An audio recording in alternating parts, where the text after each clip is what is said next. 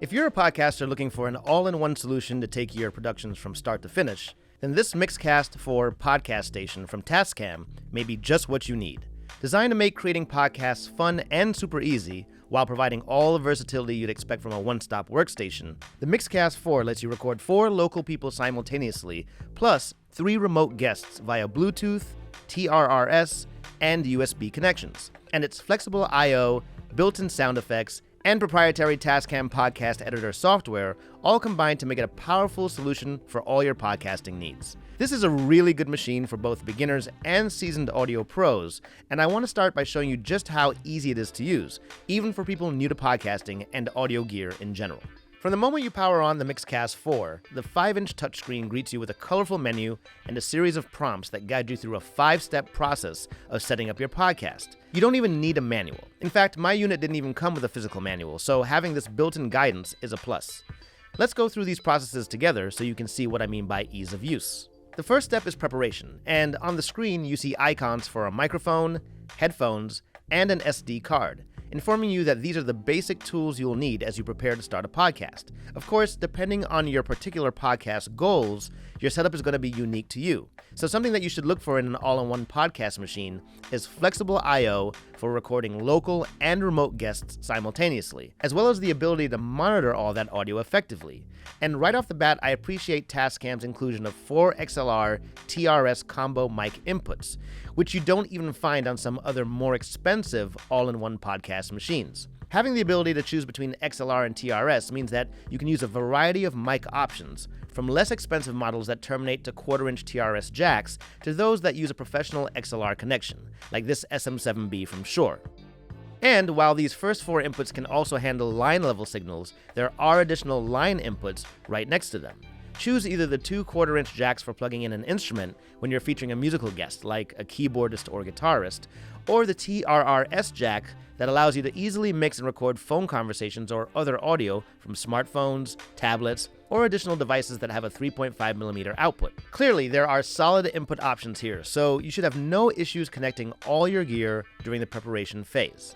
As I already mentioned, the Mixcast 4 has the ability to incorporate 3 remote phone calls via USB, TRRS, and Bluetooth. And here's how I tested the setup during the preparation phase. I connected my iPhone XS via TRRS, paired an iPad via Bluetooth for a WhatsApp audio call, then connected a laptop via USB to the Mixcast 4 in order to accept a FaceTime audio call.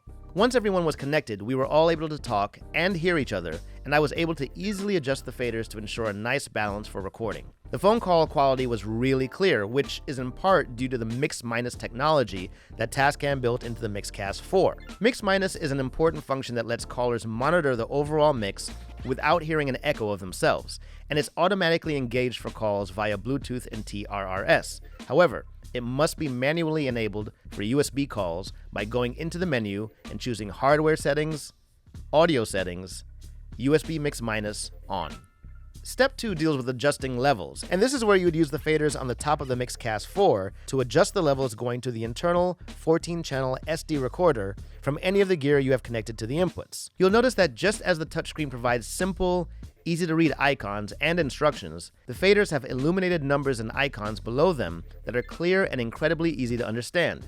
Faders 1 through 4 correspond to the combo XLR inputs 1 through 4, and the remaining 4 faders control levels for USB, TRRS, Bluetooth, and sound pads respectively. Speaking of sound pads, the Mixcast 4 has 8 color-coded sound pads with a bank of factory preset sounds and 64 user slots, that's 8 banks of 8. So you can easily insert included sounds like applause, heartbeat, the classic sensor bleep, and others, or incorporate your own custom audio, music, and sound effects later via TASCAM's podcast editor software. You can even drag and drop the sounds from your computer when it's connected to the Mixcast 4's USB port. Keep in mind that while you can certainly adjust the levels with the faders to your liking, there is a built-in auto-mixing function that will automatically set mic priority to ensure that you have a good balance between sources.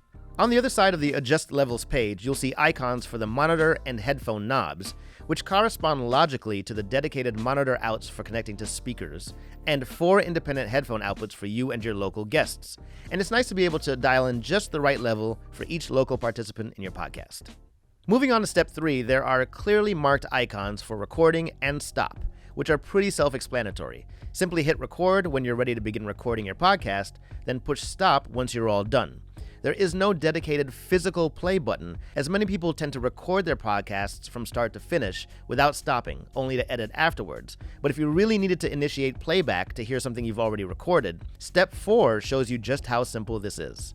At the top left of the touchscreen is that universal 3-bar menu icon we're so familiar with from apps and other software, and pressing that will take us to a series of options, including the play icon, which lets you listen back to your previously recorded audio from the beginning. If you need to go to a specific spot along the timeline, simply hit the advanced button and drag the slider with your finger till you get to the location you desire. Very easy.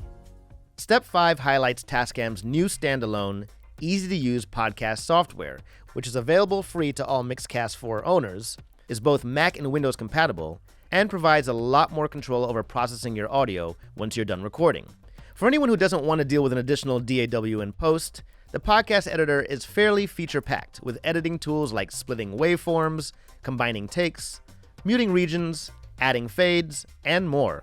In addition, you have access to a nice selection of built-in plugins to apply to your audio: noise gate, 4-band EQ, reverb, delay, chorus, phaser, compressor limiter, pitch shifter, and low and high pass filters. What's more, when using the software editor, you can even access your VST plugins and apply those to your audio.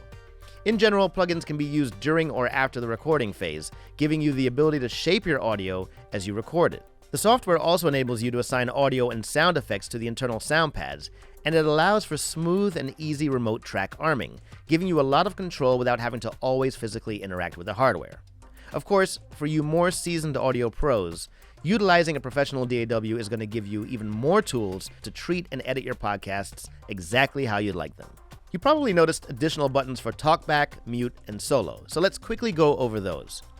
Channel 1 is reserved for you, the local host, and at the top of that channel is a non-latching Talkback button, which temporarily cuts mic 1 from the stereo mix while keeping you audible to in-person guests using the local headphone outputs. This is a great way to chat behind the scenes or prep guests without interrupting the rest of the podcast. But keep in mind that as of this video, the Talkback function does not work with remote guests, so they will not be able to hear you when the button is engaged.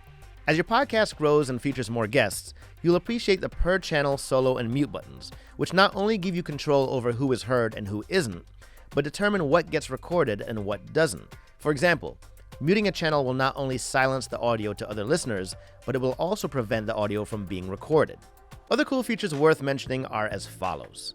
There's a dedicated TRRS headphone output on the front of the Mixcast 4, which not only lets the host monitor audio via headphones, but enables two-way communication when using earphones with a built-in mic. Pretty cool.